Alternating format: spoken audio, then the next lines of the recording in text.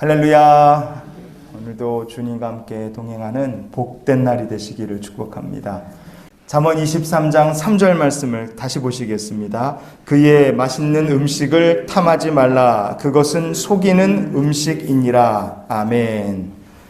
하나님께서 충성을 다한 주의 백성들에게 속이는 음식을 베푸실까? 하나님께서 그렇게 하실 리가 없으시죠. 그렇다면 이 속이는 음식이란 게 도대체 뭐냐 이거예요. 하나님께서 속이는 음식을 주지 않으신다면 이건 도대체 어디서 튀어나온 거냐. 이 문제를 풀 수 있는 키워드가 바로 탐하지 말라는 말씀입니다. 구체적으로 뭘 탐하지 말라 이렇게 말씀하십니까? 맛있는 음식을 탐하지 말라 그랬어요. 그런데 거기에 누구의 음식입니까?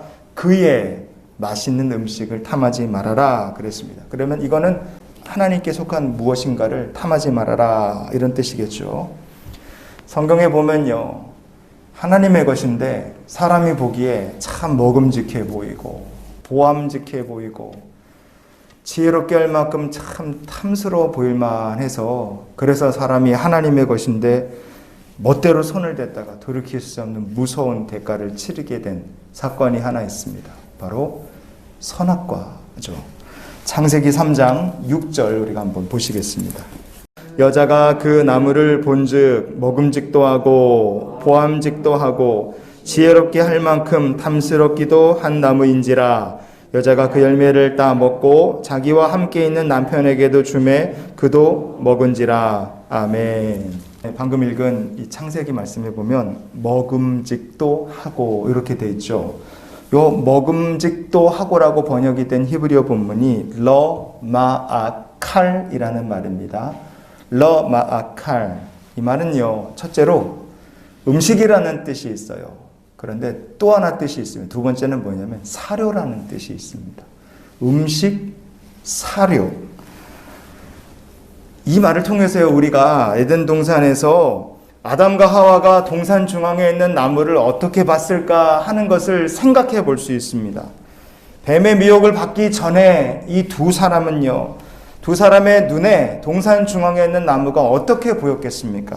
하나님께서 먹지 말라고 하신 나무예요. 절대로 먹으면 안 된다. 그러면 감히 손이나 댔겠습니까? 손댈 생각도 안 하고 먹을 생각도 안 한 거예요. 그러니 아담과 하와의 눈에 뱀의 미혹 받기 전까지는요, 동산 중앙에 있는 나무 그 열매는요, 사람이 먹을 수 없는 사료나 마찬가지인 겁니다.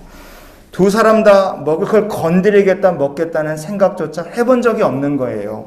그런데 뱀의 꼬임에 홀딱 넘어갔습니다. 그리고 나니까 그때부터 그게 어떻게 보이기 시작했을까요? 먹음직도 하고 그랬잖아요. 히브리어가 러마아칼이라 그랬는데 러라는 말이 접두사입니다. 투워드 이런 뜻을 갖고 있어요. 그러면 뱀에게 미혹된 후에 하와의 눈에 선악과가 어떻게 보이기 시작했느냐? 이런 식으로 보이기 시작한 거예요. 창세기 3장 6절을 다시 보시면요, 한번 그냥 눈으로만 보십시오. 제가 읽어드릴 테니까 눈으로만 보세요. 선악과가 뱀에게 미혹당한 다음에 하와의 눈에 어떻게 보였느냐? 여자가 그 나무를 본즉 나한테 먹음직도 하고 내 눈에 보암직도 하고 나를 지혜롭게 할 만큼 탐스럽기도 한 나무인지라. 이렇게 바뀐 거예요.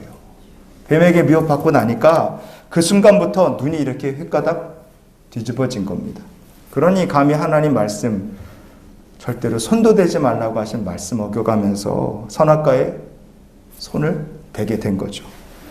오늘 본문으로 다시 돌아오시면요, 잠언 23장 3절 말씀에 그의 맛있는 음식을 탐하지 말라. 그것은 속이는 음식이니라 그랬어요.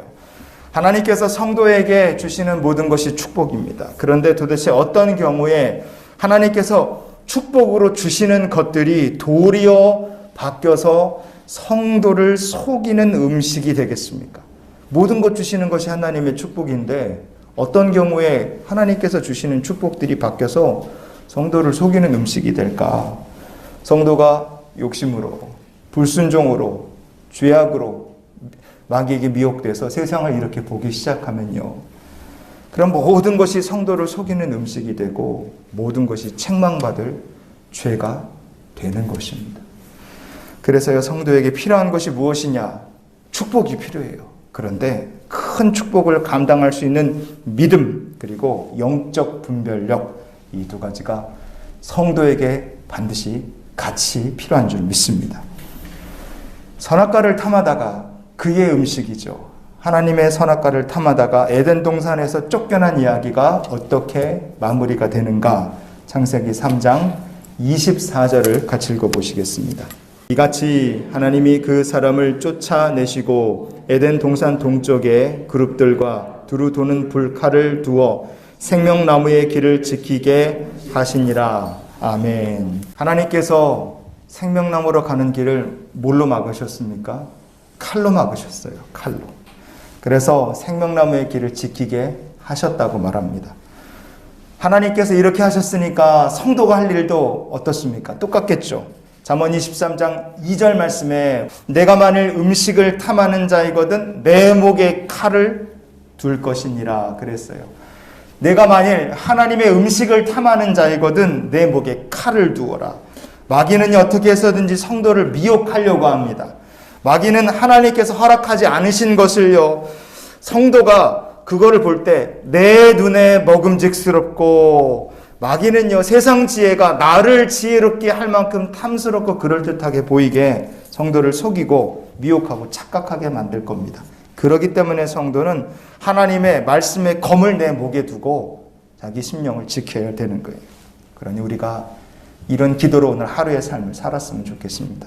하나님, 분별할 수 있는 말씀의 검을 주시옵소서. 우리에게 영적 분별할 수 있는 말씀의 검을 주셔서 그 말씀의 검을 붙들고 마귀와 싸워 이기고 주와 동행하는 복된 성도들이 되시기를 주의 이름으로 축원을 드립니다.